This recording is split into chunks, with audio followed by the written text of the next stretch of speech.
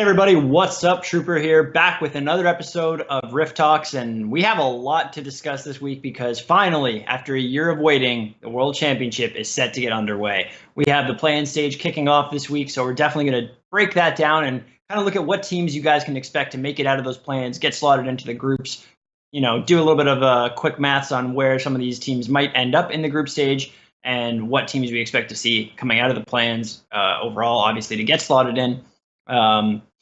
First, we're going to start with the Teamfight Breakdown like usual. Then we'll get into that and the play-in stuff. We'll also take a look at the patch that Worlds is going to be played on actually quickly before we get into play-ins, just so that we can kind of set the stage for what sort of matches we are going to be seeing. Then, obviously, hot takes. As usual, we'll take a look at a couple of interesting things that are going on in the community. There's a really cool article written by a friend of mine, Kelsey Moser, that I'm excited to get into and break down. And then last but not least, we will be doing the Teamfight Tactics section for all of you TFT fans out there. So don't worry, just because it's Worlds, we haven't forgotten about you. Anyway, let's get things started here. We're going to kick it off with the Teamfight Breakdown. So this team fight I actually pulled from the SKT versus Griffin finals in the LCK in Korea. I took it from game 1. And unlike some of the previous team fights we've done where the game has been really, really close, and this has kind of been the one team fight to make or break things, I thought it'd be interesting to, with Worlds coming up, show you guys just why so many people rank Korea so highly and why SKT is always a favorite to win the World Championship. So let's get into it. Before we start things off here, I just want to draw your guys' attention to a couple things. So obviously, at this point, SKT has about a 6,000 gold lead. So they're well in control. They've got 4 dragons, including 2 Infernals. That's going to make this team fight really, really difficult for Griffin. Griffin, a very, very good team in their own right, but still kind of get caught off guard here by what's about to happen to them. The other thing that I want to draw attention to is the itemization on Ezreal. Picking up that QSS, turning it into the Scepter, that is going to play a massive, massive, massive role in this team fight, and you guys can see why here in just a second. But the other thing to note is that, both top laners are currently bot lane. But it looks like SKT coordinated this fight a little bit better and predicted the fact that this fight was going to go down just a little bit better than Griffin did. You could tell that SKT was looking to end the game right here. So let's roll the fight a couple of frames and we'll see how this thing gets started. Ezreal, Teddy, one of the best AD carries in the world, no doubt. He's going to E forward and get some poke in. And let's pause it right there because that is exactly where you see the QSS come in. I mean, Tarzan's an incredible jungler that a lot of people think is one of the best junglers at the World Championship, but he's going to blow his Sejuani ult on trying to lock down this Ezreal. Unfortunately, though, maybe he didn't. Even if we were to go back in this game, you could see that Ezreal had built the QSS first. So actually, this was something that they should have known not to blow that Sejuani initiation and ult onto him because it was just going to immediately get QSS, and that's exactly what happened. So there, Teddy's able to use the QSS, basically completely negate the Sejuani ult, which is all of the initiation that Griffin has. And now if we roll the fight a little bit, you're going to see how badly this turns out. All of the poke damage comes down. Elise gets a bunch of damage down. So does Teddy. And all of a sudden, a good job by Tom Kent there to kind of get the Sejuani out safely. But now, all of a sudden, they're running. And look what happened. Khan teleported in from the backside. So now Griffin is trapped. They have nowhere to go. You're going to see right here, Mordekaiser just a couple of frames earlier had actually ulted Faker to kind of keep him out of the team fight, which it's tough to say how good of a decision that was. I mean, obviously Faker's very strong at this point in the game. His ability to do a lot of damage, especially in a team fight scenario on that Renekton, but there's 0% chance that Doran on the Mordekaiser can win this 1v1. Like you see, he's just getting absolutely chunked down there. Meanwhile, Teddy is coming up the back, just doing an insane amount of damage. And obviously, Colin, because he teleported and wasn't an available target, Mordekaiser really had nobody to ult and send into that nether realm with him. So it's kind of this is the only target he had. But unfortunately for him, because of how far behind they are, it's just not going to, it's a bad decision, I guess you could say. And essentially, he's just going to get 1v1. So roll the fight a little bit more here. And you see how easy this is for SKT. Teddy does an insane amount of damage, immediately takes out the Tom Kench. Doran finally lets Renekton out, but Renekton is going to clean him up very, very quickly. And you see here that Chovy on the Sylas was just way too late to this fight. He didn't have a good ward either to teleport to. So this basically just results to him blowing his teleport and absolutely nothing coming out of it. He's there too late. Now, what I think is really interesting is what happens here. So you see a couple of players on SKT immediately go towards Baron. But Faker says, no, guys, mid. And while this looks like they're chasing a kill, that's not at all what SKT is doing.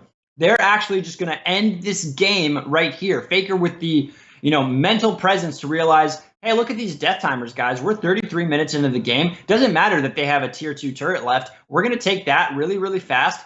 Then we're going to take the inhibitor turret. We're going to take the inhibitor, and this is when Chovy realizes, oh no, I actually have to do something because they're going to end the game right here. Unfortunately, he gets caught out too far in front of the turret, decides to engage. That was an honestly terrible decision. He should have waited until they came a little bit closer to the turret to try and do something, have a little bit more help. Ultimately, though, it wasn't really going to help him. Tom Kench spawns, but it doesn't matter. The rest of his team is still dead, and that is the end of the game. And that right there is what makes SKT and the Korean region so deadly, because I think you would have seen a lot of teams in North America here maybe push 1 or 2 turrets and then try and Baron, or actually Baron first. And you even see a couple of the members of SKT, like the entire team but Faker, goes towards the Baron. And Faker's the one who goes, guys, what are you doing? We can end this game right here, right now. And that mental presence is what actually causes this game to be over. And against a team like Griffin that is really, really strong. I mean, a lot of people think this is the best team in the world. To be able to knock them out so convincingly in this first game really set the tone for the series and was why SKT was ultimately able to win. But this whole thing really came down to the fact that, you have 2 QSSs on the side of SKT. Both members of the bot lane picked up QSS to make sure that Sejuani could not engage onto them. And with, Akali being out of the map, like she's on the bot side, teleports in later, there's no target there really to be engaged upon. I mean, you could try to engage onto the Elise and the Renekton, but that just wasn't really what ended up happening. And, some good positioning there on the side of SKT to kind of keep themselves out of the range of Sejuani. So the only available target was Teddy. It was a brilliant bait. He E'd forward. He knew that people thought, okay, we're either going to have to burn his flash here to dodge this, or we're going to be able to get the pick. And just they did not take into account the fact that he had that QSS, that defensive item. I know a lot of people are, will try and rush all their offensive items, and kind of that defensive item will be the last piece of the build that you pick up. It's kind of an insurance policy once you get to endgame. But picking it up an item early and making sure that you have that ability to stay alive allows Teddy to pull off a miraculous kind of bait there that ends up giving SKT the win in this first game, setting the momentum for the series, and ultimately helps them clinch the first position in the LCK, the world's traditionally most competitive region.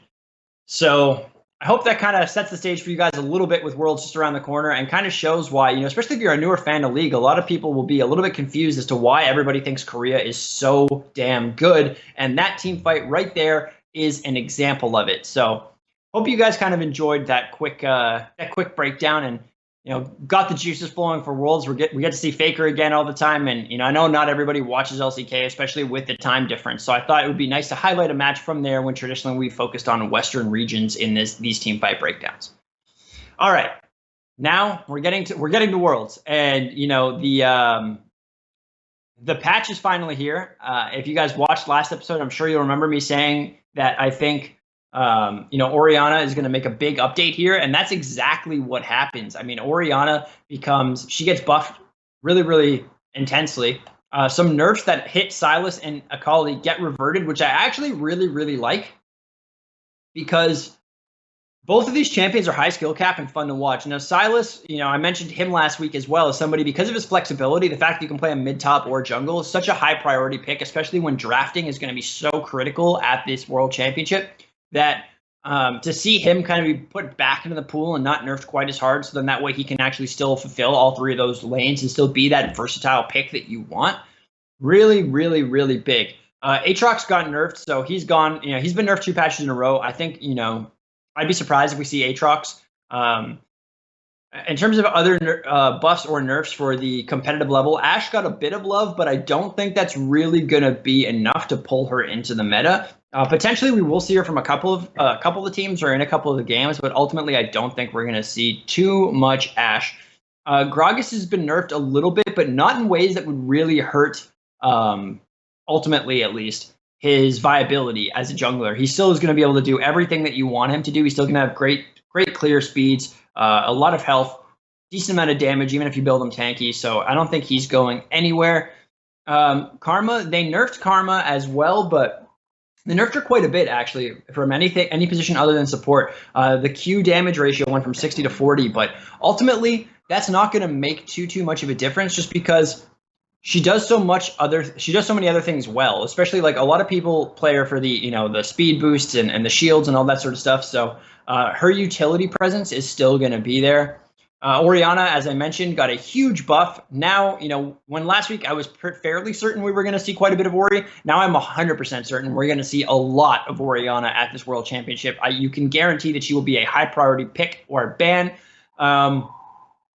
There was a nerf to Sejuani that came through quite a bit, actually, on the damage, but that is also not why you play Sejuani. You play her for the tank and the engage. And so the fact that, she lost some scaling on the damage, going from 10, 15, 20% to just a flat 10% of the max health of a target, that's obviously seems like a big nerf, but in reality, you're engaging on the squishies, you're focusing squishies, you're really using Sejuani for her ultimate and her ability to engage significantly onto opponents. So that's not really going to be that big of a deal.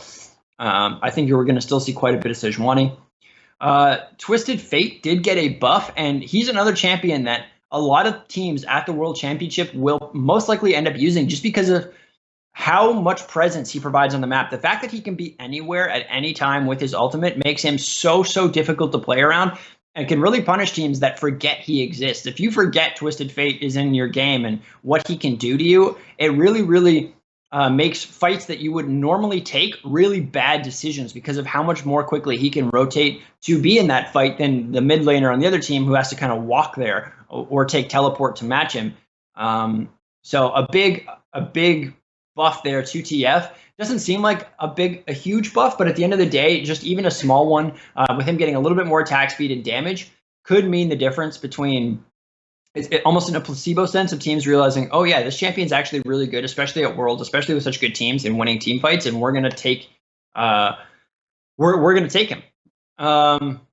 Event Horizon on Vigar actually got a slightly big, I would say actually a pretty big buff, because its cooldown got slightly reduced, and that means he'll have it up more often. He'll be able to catch people. And Vigar is another champion that, when you're talking about players that are able to farm 400 CS in a 30-minute game without an issue, having a Vigar that's that fed and that strong, it can instantly delete people. And I think we're going to see quite a bit of Vigar coming out as well. I would be surprised if we didn't.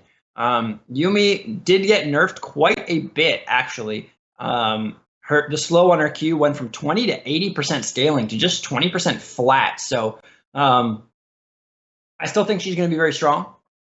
But at the end of the day, we might not see her quite as much.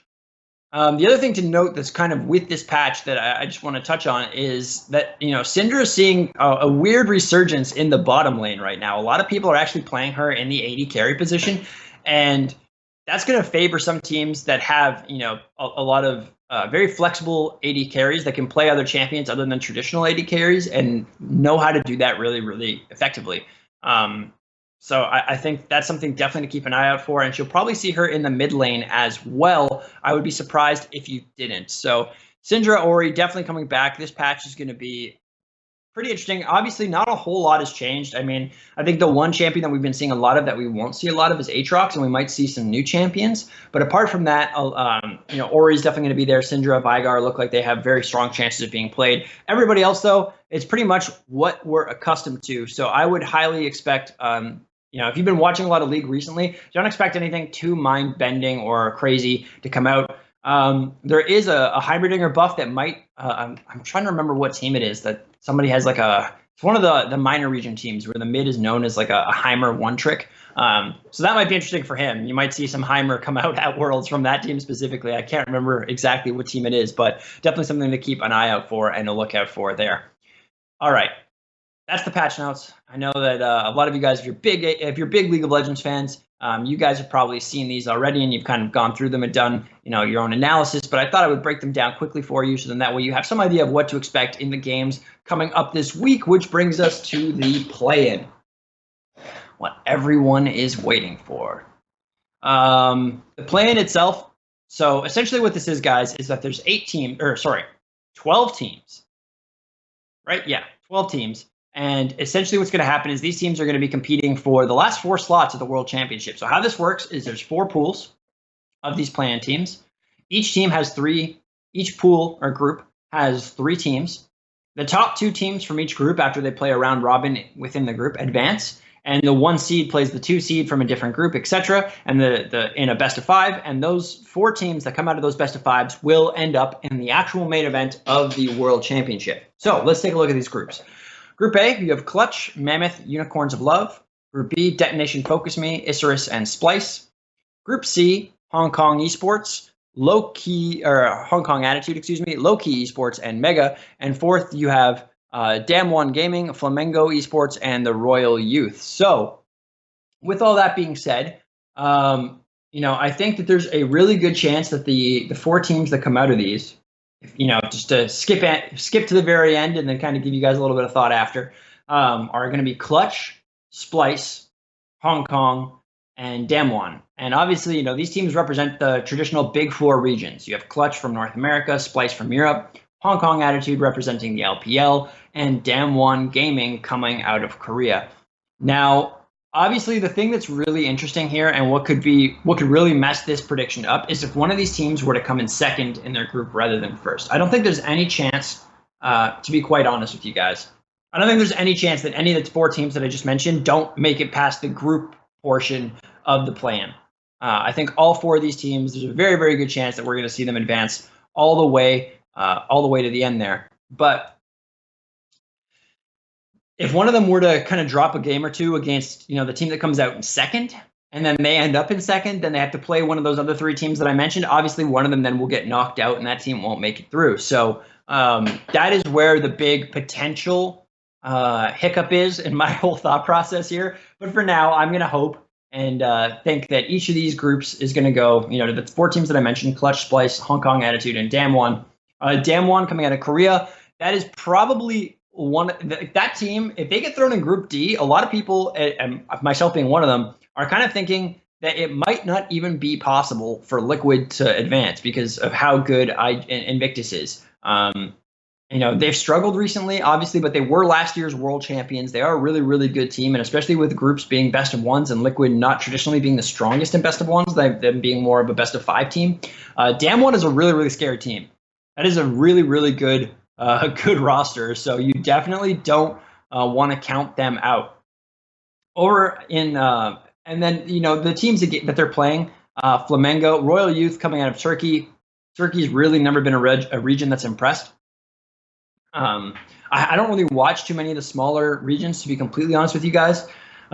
So I think that they will probably come out of out in this group in third. Flamengo has a good chance of coming out in second.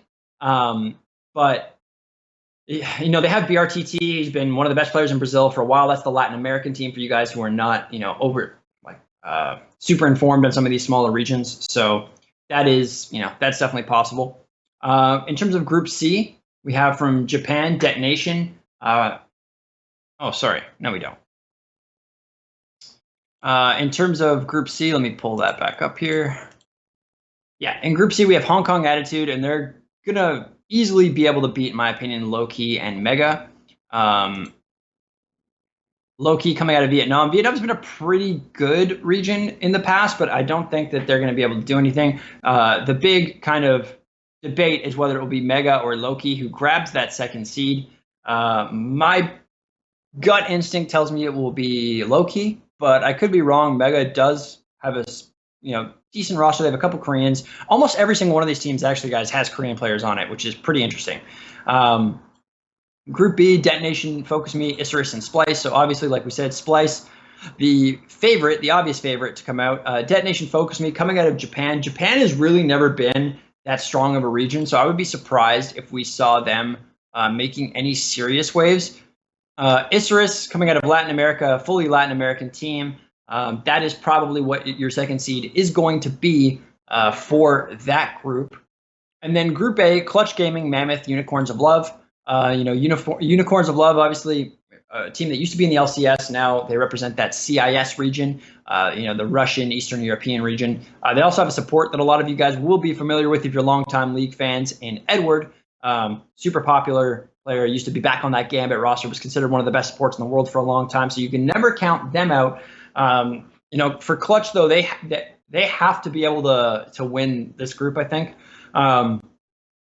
But it's hit or miss because Clutch, they played so well in the playoffs, but that's with best of fives and a lot of time to prepare. It's hard to necessarily know how that will translate to the right, like a group play scenario where it's all best of ones. So they might not perform quite as strongly as a lot of people think, but I still have my faith in them. I think Unicorns of Love will be the second seed. So overall, those are kind of my predictions. And then, if that were to fall out, then I think that none of the number 2 seeds really pose a significant threat to the top seeds.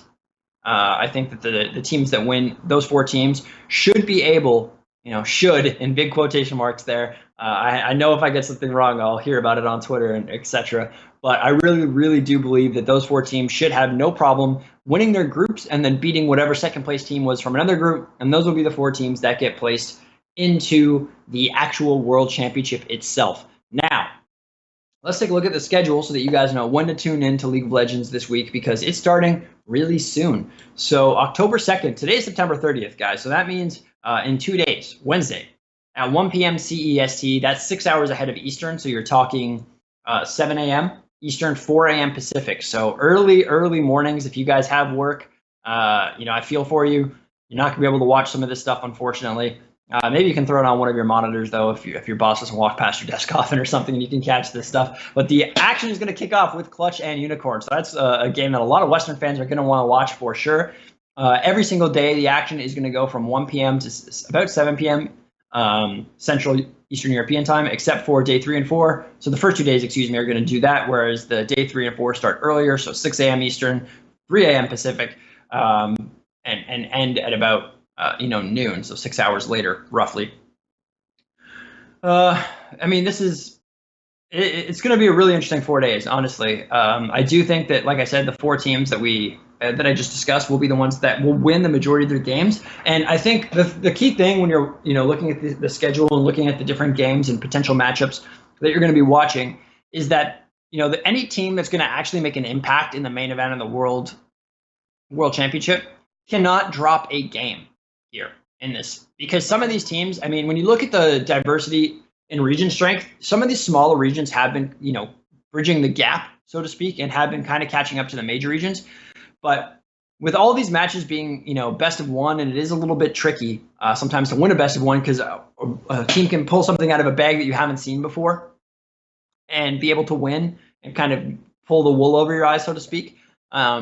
These teams do have enough time to kind of look at their opponents, scout them, be ready for any tricks that they might pull out, and make sure they kind of lock everything down. Because if you were to lose to some of the lower teams in the plan, and some of the teams that don't even make it into the World Championship, and they're able to take a game or 2 off you, that says a lot about your team's overall strength and where and how you're likely to fare against the best teams in the world that have won their region or come second in the region from the best, most competitive regions on Earth. So definitely, if you see any of these teams dropping games and barely squeaking, I don't know why that was so difficult to say.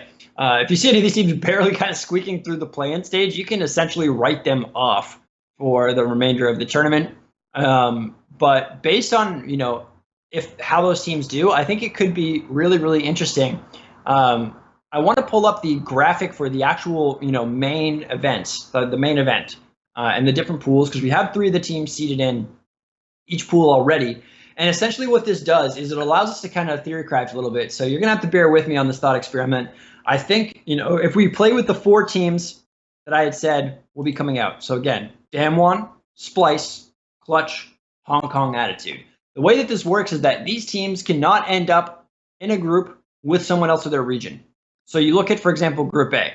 It's G2 Esports, it has Griffin, and it has Cloud9. That's going to mean that most likely, I think the only team that can end up there, if you have those 4 actually, is Hong Kong Attitude. That's going to become a really, really difficult group. And most likely does spell the end for Hong Kong Attitude. I don't think they're going to be able to beat any of those 3 teams. So, even if they do get through the plan, I think that likely you're going to see them end up at the bottom of the group, like get eliminated in groups, and there's not a whole lot they can do about it.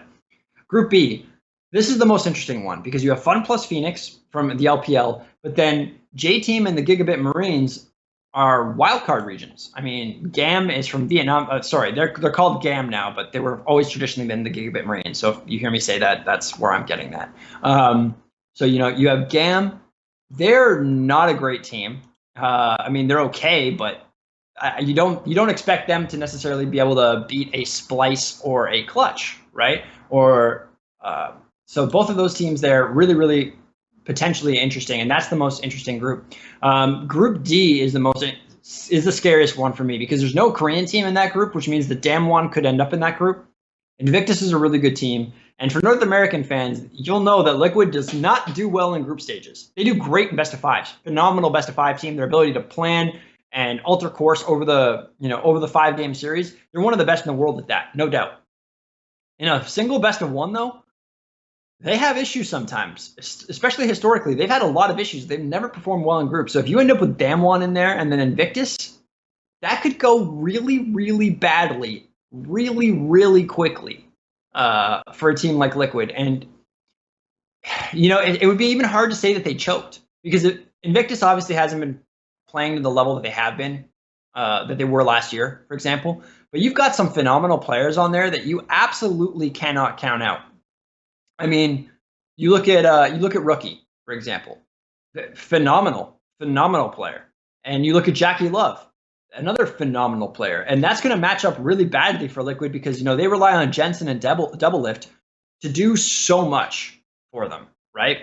But when they can't necessarily do that because they're being matched in skill by Rookie or Jackie Love, like this is really going to throw a gear into the monkey wrenches of Team Liquid. So if Damwon ends up in that group, I mean, if you're a fan of North America, just every night before you go to bed, you should be praying to whatever entity you believe in, or if you don't believe in any, godlike entities, then the universe or the energy or the mantra or whatever works for you. But you need to be sending your thoughts and prayers to the draft pool that it is not, in fact, going to be Damwon ending up in that Group D, because that could mean theoretically, especially if Clutch doesn't get put in Group B, or if Clutch does get let's just go with Clutch not ending up in Group B. There could be not a single North American team that makes it out of groups. Let that sink in for a moment. I mean, Cloud9 is in a really, really tough group. Like, you have some of the best teams. Like, you have Griffin, in G2 in that group. And, Griffin, obviously, they got smacked by SKT. And they Cloud9 might be able to beat Griffin. There's a lot of people who are kind of the opinion that Griffin chokes in big games and they don't play up to their full potential. And Cloud9 has always played very, very well in group stages and in international tournaments. But they also always had Jensen, who's now in Liquid. I don't think you can necessarily put the same level of confidence in Niski that you did in Jensen to carry you out of that stage. So we could have no North American teams making it out of the group stage this year if Damwon ends up in that Group D position. Group B is obviously the group that everybody wants to be in because, Fun plus Phoenix is the obvious good team. But all three other regions, Europe, Korea, and North America have a chance at ending up in that group.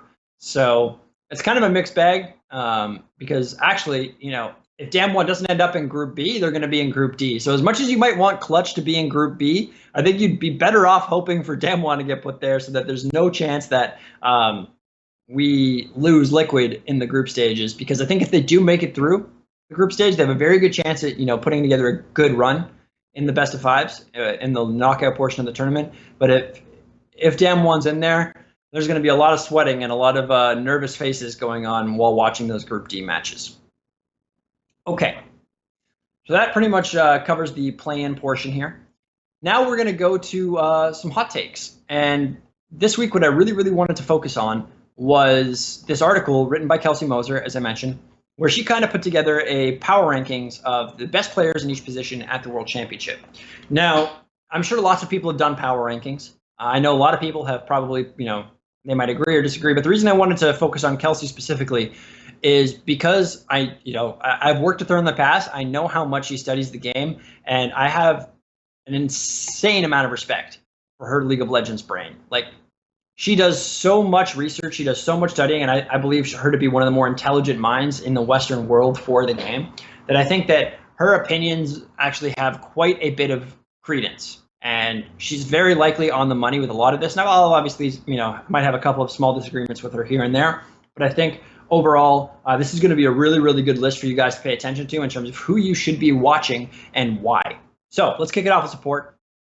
The team's backbone, so to speak. And the names that she mentions are Royal Never Give Up's Ming, Hylia from Fnatic, and then the last one she had as a toss-up was between Hylia and Crisp. So those are kind of both very legitimate options. And then Mickey X for G2.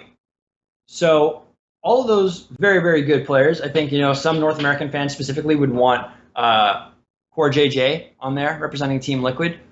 But I think those are definitely the supports that you have to watch out for because of what they do. So not only are these supports really, really good at, controlling lane and roaming at the right time and making sure their AD carry can get to that fed point, but they have diverse champion pools. They can play a lot of things that are flexible. They can either play a defensive lane or an offensive lane. And I think what's really interesting, actually, is that I think we have some graphics on some of the pools of champions. Now, this is all based on, what do you call it? I guess just raw data from solo queue. So we'll have to put a big asterisk on some of these champions because, what gets used in solo queue, they're from Mobalytics, actually.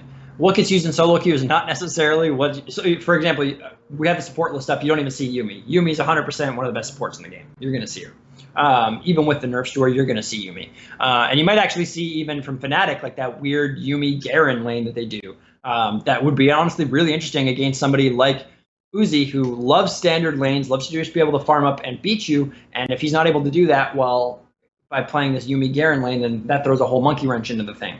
But the support's brand makes a big impact in solo queue. I don't think we're going to see him very much in pro play. Again, a lot of people play him in solo queue because of how much damage you can do, and you kind of can act as a second mid laner if you're a really high-level support player and you're really, really confident in your ability in lane.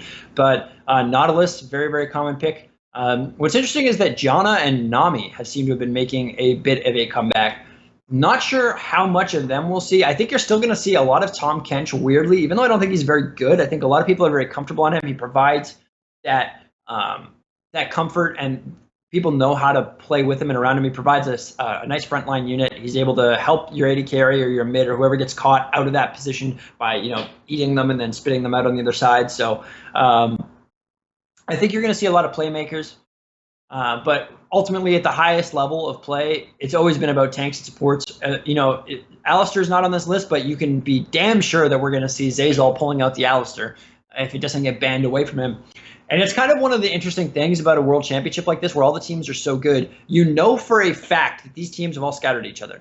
You know for a fact that these teams are looking into each other at a really deep level. And I think we've finally gotten to the point with League of Legends where, especially in the main portion of the tournament, maybe in play-ins it's a different story, but in the main portion of the event, there is a 0% chance that you can just count out your opponent and go, oh yeah, he plays Alistar, but it's not really, that's just a North America thing, or that, like TF mid for Fnatic, oh, that's just a, Europe thing. That is really, really dumb. If you do that this year and you lose, you're going to look so bad because all the regions have kind of caught up to each other and everybody has a lot of respect for each other. And I think you're going to see a lot of those bans directed and targeted at a specific individual who's known to be really, really good and comfortable on one champion, and they're maybe not quite as good on another champion. The problem is if you do that, then you're going to leave up some of the bans that are become meta through the World Championship and the picks that everybody thinks, well, you have to ban this guy because he's really, really strong. People like Ori, like with Fnatic's case, if you ban the TF out, maybe you get that Yuumi Garen lane, and because Yumi's been a auto ban all year in China, well, now maybe that's how Fnatic beats Uzi, and is able to take him out on Royal. So a lot of things to consider here. Anyway, next we're gonna hop into the jungle and take a look at some of the best junglers that Kelsey Moser outlined for us. If you guys haven't read this article, you really need to. It's phenomenal. She outlines why she thinks some of these junglers are the best. So the first is Fun Plus Phoenix's Tian. Second is Yankos. And the third is Tarzan. all of these guys are really, really good, obviously. Tien has done a ton of work for Fun Plus Phoenix, and a lot of people give him a lot of the credit for why they were able to win the LPL this year. Jankos has been considered one of the best junglers in the world for a long time now. I mean, ever since he came into the league, he was so aggressive. He did make such intelligent decisions, really can snowball lanes for you. And then Tarzan, I mentioned earlier on Griffin, he almost acts as like a third solo laner. Like, he traditionally likes to farm a lot. Where I'm worried with Tarzan is that I feel like he relies on his laners being ahead. And he kind of worries, he kind of goes, well, I don't have to put too much pressure on the map because my laners are all doing fine. So I can just kind of farm up and do my thing and kind of be wherever the game kind of dictates without too much worry. Whereas, at the World Championship, if Griffin, especially if they underperform a little bit and they need him to be more proactive, he could run into some problems where he's not necessarily might not perform the same way that he did. And I think you saw that in the SKT. Like, even in that one clip that we showed, the Teamfight Breakdown to start this, he was like 0-5. So that would not be good for him. That would not be good at all. I think there are a couple of other junglers that you could potentially bring up. Svenskeren, I think, was not mentioned, who I believe is definitely a jungler to look out for sure. Who else off the top of my head might be worth mentioning here? Also, Clid, actually. Clid from SKT. Fantastic jungler. He does an insane amount of work, and I think Kelsey did give him an honorable mention.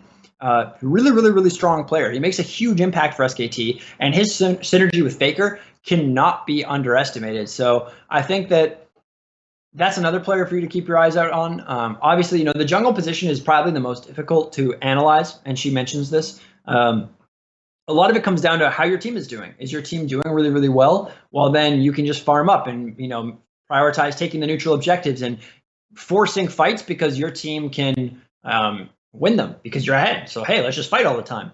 But when your team is behind and a little bit behind, that's when you really see the merit of a jungler, because they have to be able to know what fights to pick and what fights to not, stay clear of, and make sure that we don't get involved with this champion or that champion, or make sure we don't take this 2-on-2 because it's going to go really, really badly. The other thing is that junglers have an essential role to play in the top lane and in the mid lane in allowing those players to back safely, controlling those waves. And if they synergize well with support, they can get really, really good roams going and do a lot of damage. So, ultimately, there's a lot of stuff the junglers are responsible for, and it can be really, really difficult sometimes to kind of gauge their strength. But I ultimately think that her list was pretty inclusive, and I think he did a pretty good job of hitting all the nails on the head in terms of that position. Next, let's pull up the jungle tier list, actually.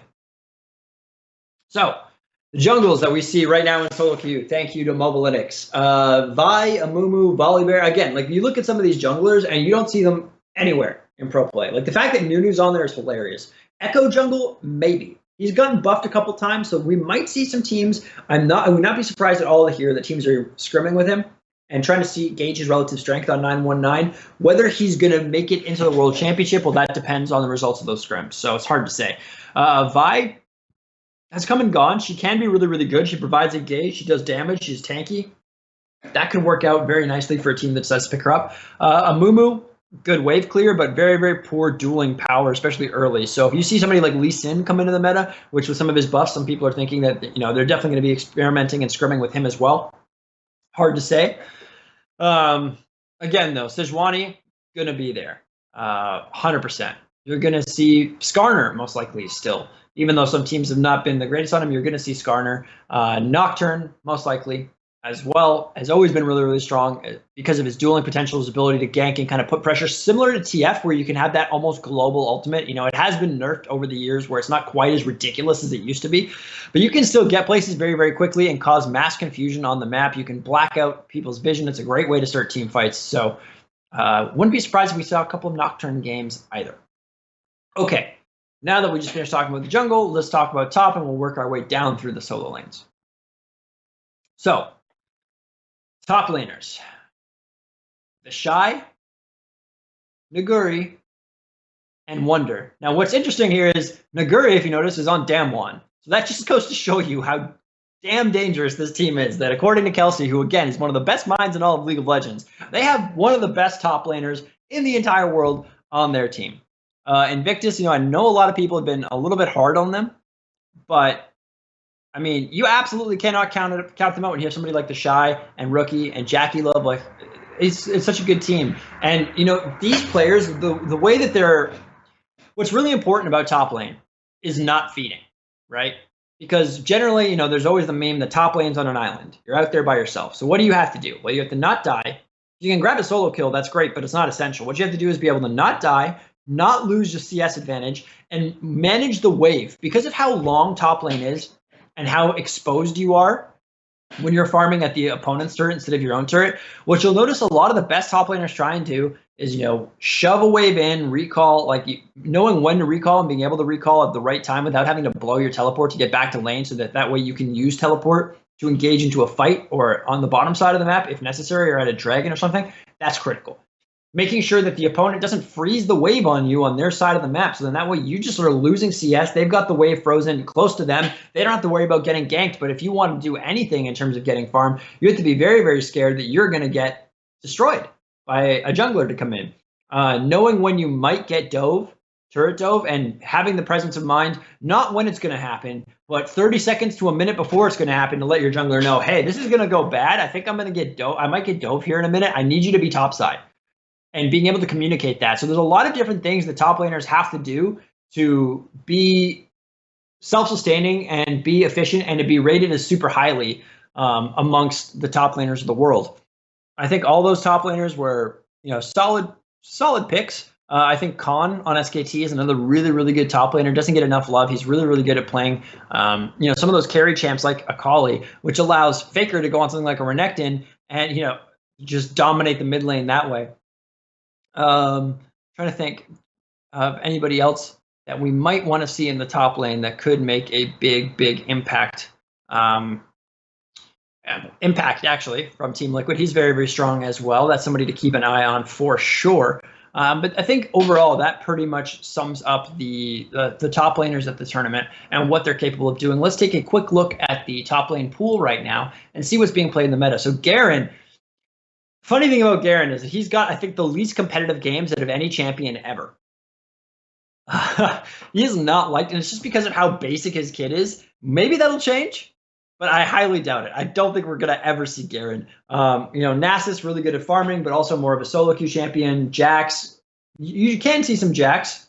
We have seen a lot of it historically. Recently, not as much, but maybe with this patch, we will see a bit more Jax. Teemo, not going to happen. Yorick, Urgot, not going to happen. Kayle has gotten some love. Maybe we see a little bit of Kayle in the top lane. Mordekaiser, not very good, in my opinion. I know a lot of people were super hyped on him after the rework, and he got a lot of love, and people were really playing him, but I think they've nerfed him enough now that he's just not a really, good or threatening champion.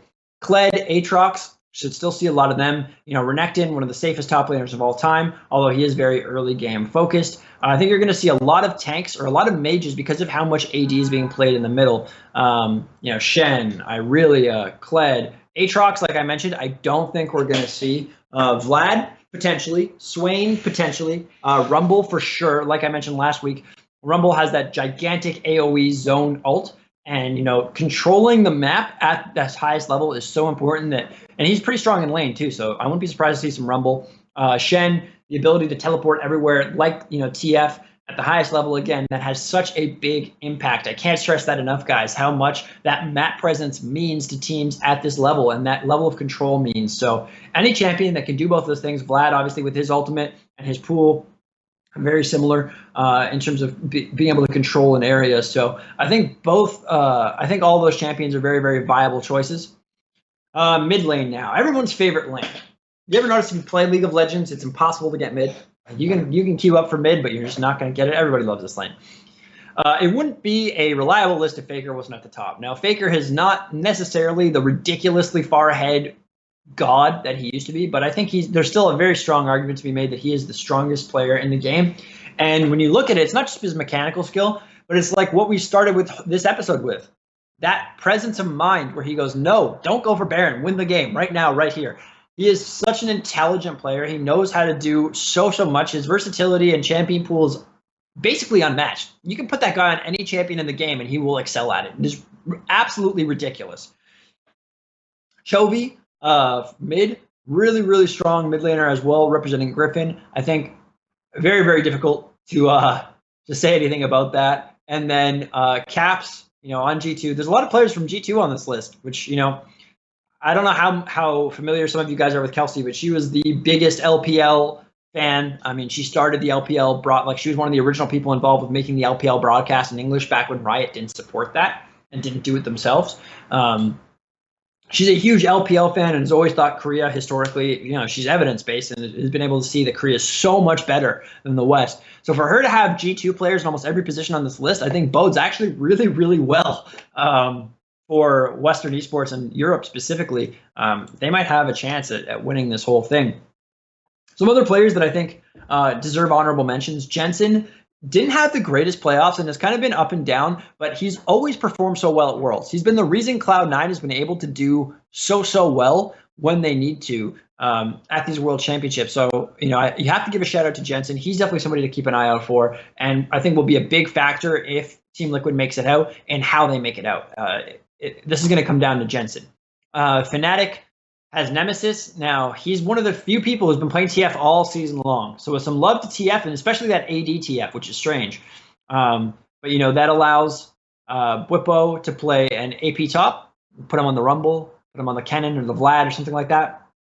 And all of a sudden, you have a team that, maybe you put that Garen, Yumi bot lane that I was talking about down there for Reckless and Healasang, and all of a sudden you've got a really strange team for somebody like Royal to Never Give Up or SKT to deal with that they have never necessarily played against, and it could throw some monkey wrenches into that group stage. So just based on that alone, I think I'm going to give, and I think the fact that you're going to have to ban TF against Nemesis. I would not be surprised if you watch the games Fnatic plays in. Do not be surprised if we see TF get banned. Now, Fun plus Phoenix, interestingly, doing B. Some people think this is the best player in the whole world right now. Apparently, he is absolutely ridiculous. I haven't watched an insane amount of LPL, but from the games that I have watched, he's been incredibly impressive. So that's somebody else to definitely keep an eye on. Let's take a look at this tier list for mid lane right now and see what champions are being played. Malzahar, now that's somebody I didn't think, I was kind of surprised when we're seeing more of. I think he is really strong right now, and we could definitely see him at Worlds. Some of the other champions on here, Ari's popular and Fizz is popular in solo queue, but I just don't think this assassin style, other than Akali necessarily, is going to work that well. I think what you're really going to see a lot more of are the Orianas, the Syndras. I'm surprised Vygar's not on here. That tells me people in solo queue are sleeping, because Vygar, with that ability to stun people more often, you get the max CDR. You're talking like 8 seconds, 7 seconds. That's an insanely often amount of time to be able to catch anybody who's being a little bit too greedy, a little bit too silly, a little bit too far forward, makes any sort of dumb play, and then Vygar with his damage, especially at this highest level, is going to be able to burst anybody down 100-0. So do not be surprised if you see that. Lux, very safe mid laner, and again, like at the World Championships, I can't stress this enough. The things that are prioritized are control and safety. You don't want to die, and you want to be able to control the map as well as you can. Lux provides both of those things. She has a really long-range ultimate, similar to Ezreal. She has, her E is a pretty big AoE. Her W, her shield, when, she's got a lot of AP on her, that's an insanely big shield. That makes it really easy for a lot of people to stay alive. So, and the Q snare, great engage if you can pick it off. Really good for invades at level 1 and making that early aggressive play. So that's another champion that you might see, funnily enough. Okay, ADC, last role. Let's take a look. Perks. Now, this is really interesting because I think, Perks, when I was mentioning earlier that you were going to, like, Syndra's been gaining popularity in the bottom lane, you have to remember, Perks used to be a mid laner. So if this guy can come out and play Syndra bot lane, he's probably going to be the best at the entire World Championship at doing that in the AD carry lane. And that might just be something that all these teams don't know how to deal with. And then it might force a permaban on Syndra against G2, which again will open up other picks for them. In terms of the other two AD carries, you were talking about Who'd you have? Jackie Love, who I mentioned earlier, really, really fantastic player, really, really young. And that's going to be going head to head with Doublelift. So really, really difficult for anything to happen there for Team Liquid. That normal advantage that they're used to having with Doublelift being so much better than his opponent, I don't think that's going to be the case with Invictus. I think, Jackie Love is going to really prove to a lot of Western fans that he is the real deal. Teddy from SKT, one of the best AD carries, no doubt. No doubt. I mean, we started this episode off with him performing an incredible intellectual play, baiting out the Sejuani ult with the use of his QSS. And I think that, that level of, and you saw a CS there at that point, too, was like 430 at 33 minutes or something, just absolutely insane. Really, really strong AD carry, but there's so many of them. Viper, phenomenal ADC on Griffin. Don't think you can count him out by any stretch of the imagination. Doublelift, obviously, an incredible, incredible ADC. One of the best in the world, no doubt. So he's somebody you got to watch out for. And then Uzi on World Never Give Up. I mean, Uzi single-handedly has won games at the World Championships for his team when he's been playing. So, there are so many AD carries at this World Championship. There's at least 6 that are what I would consider god-tier AD carries that I think the bot lane is going to be super, super fun to watch at this event. Now, in terms of what champions are we seeing? Who's going to get played? Well, Ezreal, 100% is going to be used just because of how good he is at staying alive. And again, what did I say? Control and safety. Ezreal, safe as it gets. Caitlyn, even though she's not super high on this list, very, very safe. And she's gotten some recent buffs. They were small, but I think they might have been big enough that you're going to see her get used. There's just very little doubt in my mind about that. Some of these other AD carries in terms of Jinx, Misfortune, you don't see them played as often, but it is possible. Kai'Sa obviously been huge in the meta. With Rakan being so big in support, you're also going to see some Xayah. That Xayah Rakan bot lane is very, very strong, and even if just taking Xayah on her own, she does a lot. Kai'Sa does a lot. This is a solo queue list, and it's not necessarily reflective of what we're seeing. Lucian's gotten some buffs, but it's tough for me to know whether he's going to actually come back into the meta or not. I mean, Lucian is kind of like Renekton in the sense that you're taking his early power to guarantee that you win early. If you don't, you lose. And I think that's not a gamble that a lot of the teams at the World Championship will necessarily want to take. So, I hope that kind of breaks things down for you guys. If you guys have some other champions that I missed in any of the positions that you think are going to be played, I'd love to hear them. I'd love to hear your arguments for why you think that they're going to be,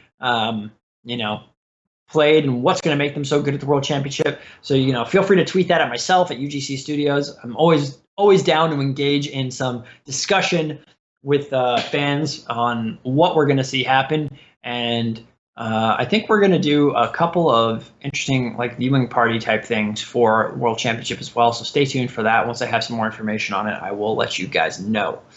Okay. Wow, we've gone over 50 minutes and we haven't even gotten to TFT yet. So I will make this as quick as I can. So then that way we don't keep you guys here all night. Now it's a Monday. You want to watch some Netflix, just chill out, and we'll make sure you guys can get to that. So, a bunch of changes. TFT. Obviously the Brawler's gloves, or the Sparring gloves, have come out. And that's made it so there's a bunch of new items. 8, 9, 10, 11, 12 new items, I think. So it's a lot, or sorry, 11 new items, because every item in TFT combines with another one. I'm not going to go through all of them for you guys. What I am going to do is tell you guys which ones are good. So the Jeweled Gauntlet, making with a needlessly large rod, makes it so your spells can crit. That's massive, especially if you have somebody like Aurelion Sol or Brand, or even Shyvana, who Shyvana is really, really good with it actually. But Aurelion Sol or Brand, that does a lot of damage if they get that crit, right? The Iceborne Gauntlet with the Chain Vest, it's basically a better Frozen Heart. That's a really, really good item that you're going to want to see used. Let me think of what else is really, really good here. Thief's Gloves, one of the most valuable items in the game because of how much value it provides. You get 2 of the Sparring Gloves, you put them together, that item takes all 3 item slots because it gives, you get the Thief's Gloves, so you get the double Sparring Gloves effect, but then you get 2 additional items just given to you at random. every single round. So it is a little bit of RNG, but just the fact that you get 3 items for 1 item, so much value that honestly, if you can get your hands on a pair of Thieves Gloves, do it. Really, really good. Trap Claw, really, really good.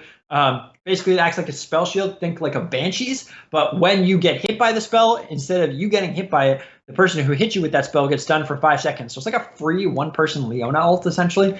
Really, really, really big. Okay. Player damage got lowered a little bit. Game will take a little bit longer. Honestly, I think that's a good thing, and I mentioned that last week when they mentioned that was going to be a change. I thought that's what they were going to do because I want to see more decisions, longer time for players to kind of get to where they want to go.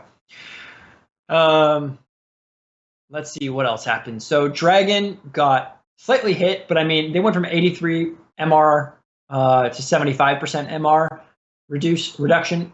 And I think that still might be too small. Dragon is still really, really strong. You see Shapeshifters is a really, really popular comp right now, although if you don't get all 6, it is pretty bad. So just a heads up for there. Void, they switched because Kai'Sa is now out.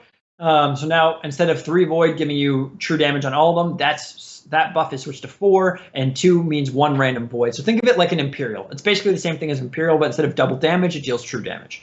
Yordles no longer can be hit by RFC, guaranteed. So RFC doesn't do that anymore, doesn't ignore dodge. But Yordles, Wild now does that, actually, which is crazy. So 4 Wild is pretty popular against these Yordles and all the crit dodge items that we're seeing right now with the addition of the Sparring Gloves. Because of that, Yordles at 3 got nerfed a little bit, so 35% dodge chance to 30, but then 60% for 6. And because you can make a Yordle with the Sparring Glove Spatula, 9 Yordles is a 90% dodge chance, which is absolutely insane. So, yeah. I mean, if you see people going Yordles, make sure you're going Wild. And that's why Wild and Yordles both kind of have a place in the meta. Although you do have to get to 9 champs to be able to pull out that 9 Yordle comp, which is actually pretty hard to do right now because it takes 70 to get to level 9. So you don't see people hitting 9 that often, but just something for you to keep in mind. Rangers, really, really popular because of the freeze on Ashe. Knight Rangers still, Elementalist Rangers still. These are all common comps. I've tried Void Brawlers. Wasn't a big fan, but it can be okay if you get a 2-star Kai'Sa and have her stacked. Then you can do an insane amount of damage. Then it's actually a really good comp. Otherwise, wouldn't necessarily recommend it. Anivia, finally they fixed Anivia, in my opinion. They gave her ult, so instead of it targeting a random person, it targets the back line. So now you're going to be able to slow that Draven's attack speed, slow that Jinx, do damage to that person at the back. She's acting like a sniper. That's huge. That makes Anivia a viable champion for the first time, really. Kassadin, they nerfed him a little bit, which was good. That assassin Kassadin thing was really, really stupid. Misfortune, they made her ultimate target Aurelion Sol, like Aurelion Sol, like I've said on this podcast before. That was the big issue with her, was that she ulted randomly. Now she's going to ult through the team. Really, really good. Really, really excited to see that. They finally fixed these 2 5+ units that were by far the worst ones. Now they're actually going to mean something. Really, really excited to see that.